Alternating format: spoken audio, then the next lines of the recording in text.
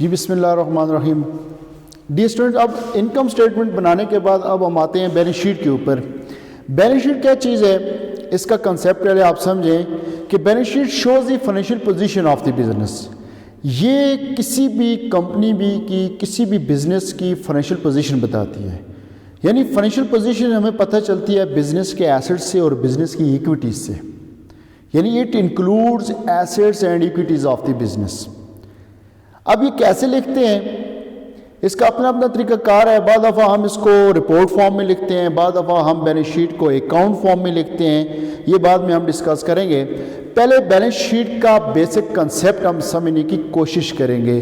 اور یہ balance sheet نہ صرف آپ کو اکاؤنٹنگ کی فیلڈ میں پہلے سیمسٹر میں کام آئے گی، بلکہ ساری زندگی اس کے ساتھ آپ کا واسطہ رہے گا.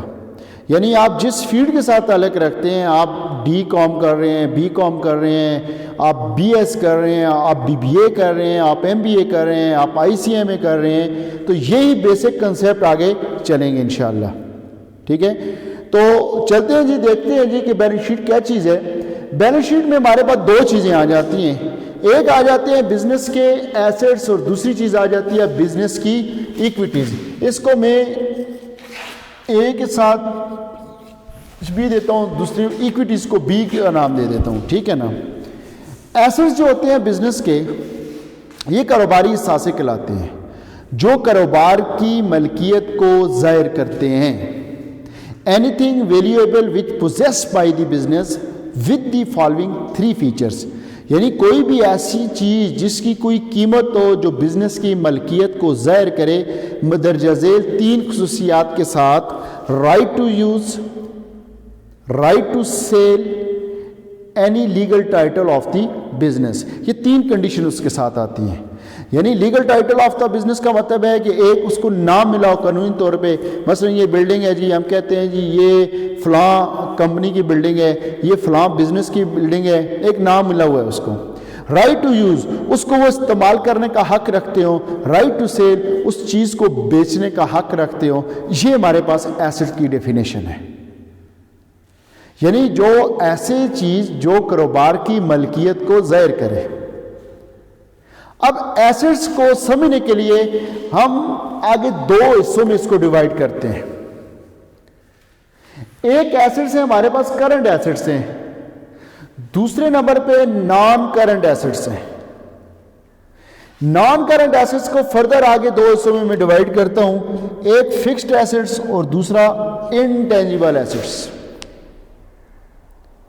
تو کرنٹ ایسٹس کیا ہیں؟ کرنٹ ایسٹس وہ ایسٹس ہوتے ہیں بزنس کے جو یا تو کیش کی شکل میں ہوتے ہیں بزنس کے پاس، cash in hand, cash at bank. ٹھیک ہے، یا ود ان 1 ایئر ہم ان کو کیش میں کنورٹ کر سکے، وہ ہمارے پاس کرنٹ ایسٹس کہلاتے ہیں. یعنی کرنٹ ایسٹس کی کیا ڈیفینیشن ہے؟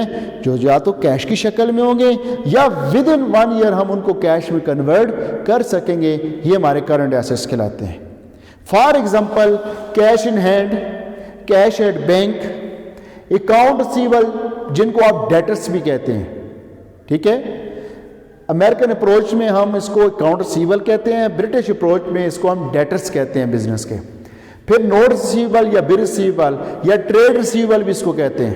ٹھیک ہے، پھر آگے انوینٹریز یا سٹاک، ذخیرہ، کلوزنگ انوینٹری جو بچ جاتی ہیں، مارکیٹیبل سیکورٹیز آ گئی، شارٹ ٹرم انویسٹمنٹ آ گئی، پری پیڈ ایکسپینس آ گئے، ایکروڈ انکمز آ گئی.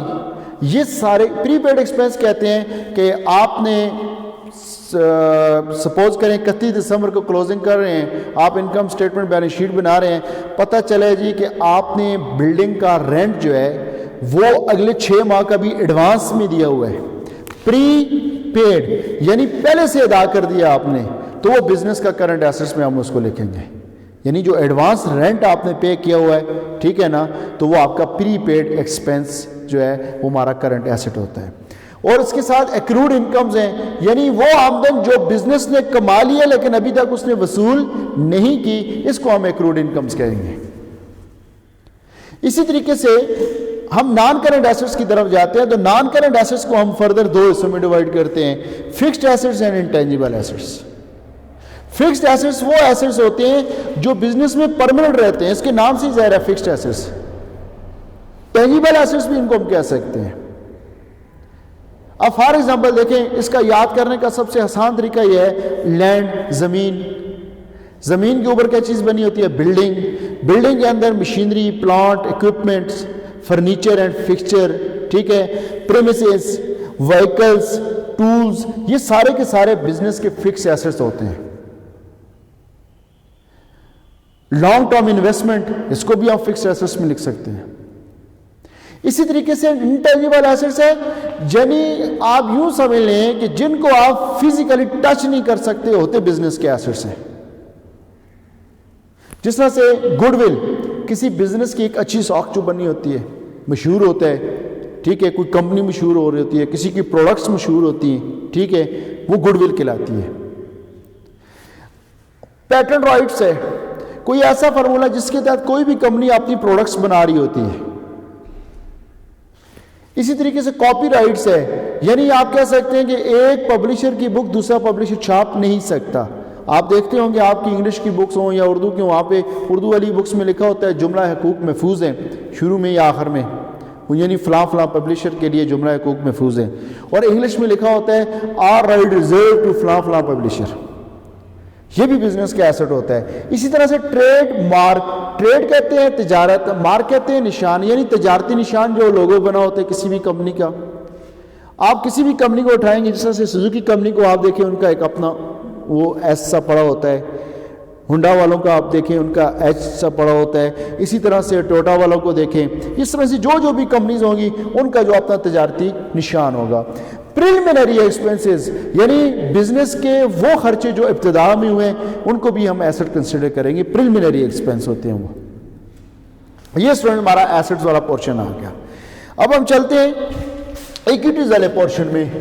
اسٹوڈنٹس آپ کو یاد ہوگا کہ ہم نے اکاؤنٹنگ ایکویشن میں پڑھا تھا assets is equal to equities, اور ایکویٹیز کو فردر دو حصوں میں ہم نے ڈیوائڈ کیا تھا، لائبلٹیز اور اونرز ایکویٹی. یعنی اس کو اگر آپ فردر ڈیوائڈ کریں، نمبر 1 لائبلٹیز اور نمبر 2 اونرز ایکویٹی. ایکویٹیز کے اندر دو پورشن ہوتے ہیں، ایک لائبلٹیز اور ایک owners equity.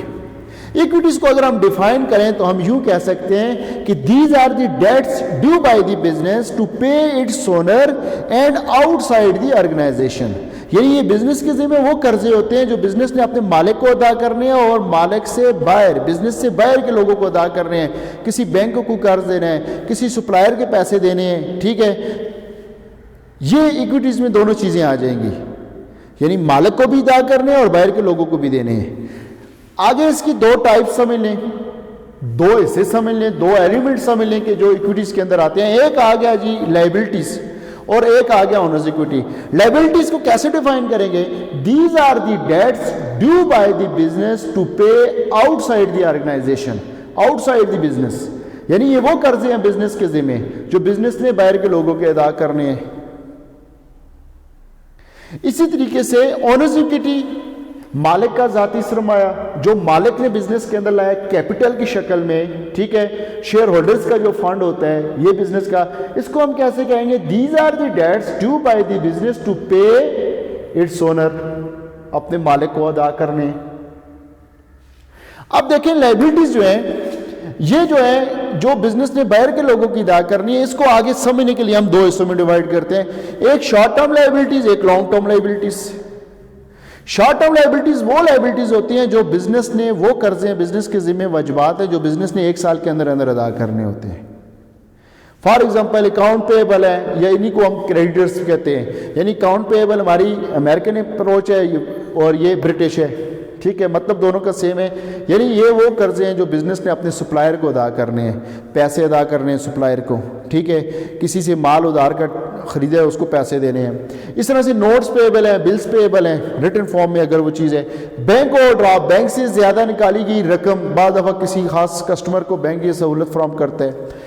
Short term loan وغیرہ آگے، آپ نے 2-4 ماہ کے لیے، 6 ماہ کے لیے کوئی قرض لیا ہے، ٹھیک ہے. آؤٹ اسٹینڈنگ ایکسپینسز ہیں، واجب الادا خرچے. آؤٹ اسٹینڈنگ ایکسپینس کا مطلب ہوتا ہے واجب الادا خرچے. واجب الادا خرچے کیا ہوتے ہیں اسٹوڈنٹس؟